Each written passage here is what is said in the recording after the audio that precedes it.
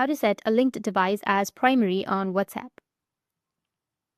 So if you want to set a linked device as primary on your WhatsApp, then just watch this video. So first thing you're going to do is open up your WhatsApp application. If you have Android or iPhone, you need to head over to the linked devices option. So go with the top right, which has that three dots, and then tap on linked devices.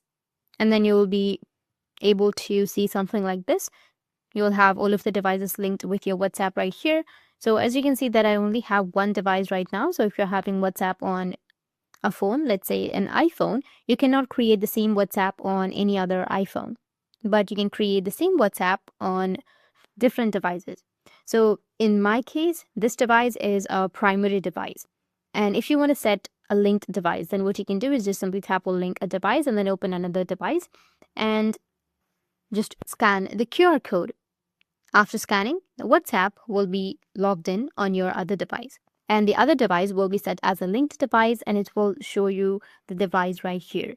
But if you want to set the linked device as a primary, then what you need to do is just simply log out from your WhatsApp on your linked device, and then again go with the login page, and then go with agree and continue, which will be in the bottom, and enter the phone number and log in with your phone number instead of your QR code. So if you log in with your phone number instead of your QR code, then the device will be set as a primary device on your WhatsApp. So enter the phone number, the country code, and then tap on next, and it will set your device as a primary device. That's it. And if you have any questions, feel free to comment below. Thanks for watching.